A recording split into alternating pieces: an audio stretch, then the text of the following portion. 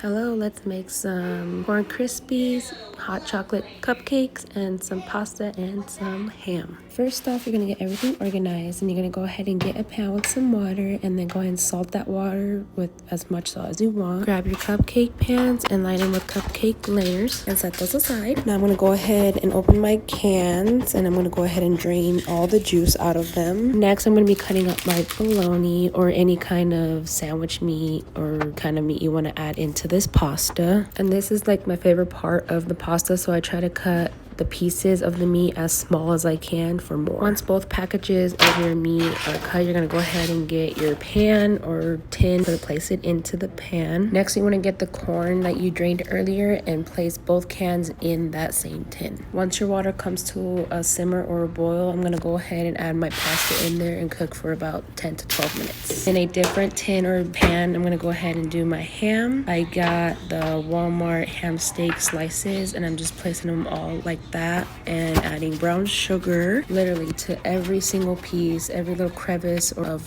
that ham or each piece of ham.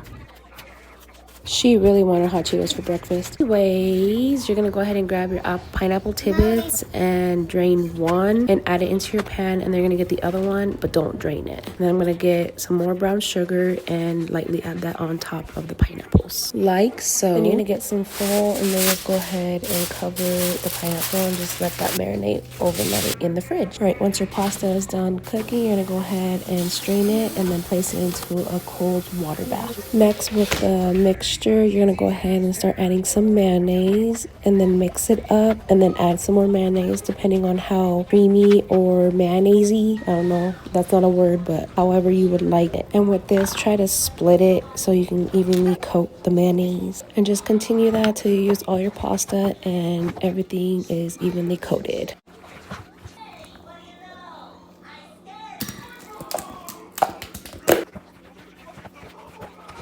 And again, you're gonna go ahead and get some foil and then just go ahead and cover it and let it sit overnight in the fridge. Now everyone knows how to make box cupcakes, but I'm gonna go ahead and make these hot chocolate ones. And this requires just the powder mix, 2 eggs, melted butter, and ½ cup of water. Incorporate all that together and then just leave it in the mix. And go ahead and grab your cake tin liners and go ahead and place the mixture in each tin. Once you're done with that, you're gonna go ahead and place them into your oven for about 10 to 12 minutes. And while those are cooking, you're gonna go ahead and wipe down all your counters, as well as the dishes, like bam, ta-da!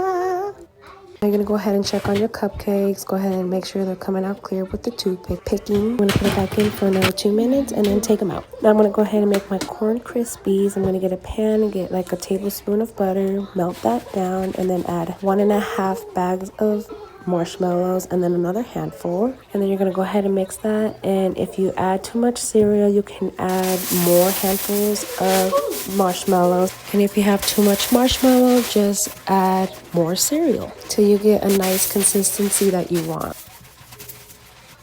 And once I get the consistency I want, I just add a couple more of marshmallows just so you have those chunky bits of marshmallows. And now, don't judge me on how I pour that in. I'm only one person and my wrists are weak. But you're going to go ahead and add it to the pan and flatten it till it's nice and smooth. Like so. And that is the end of part 1 of making Thanksgiving treats and dinner. Thanks for watching. Bye.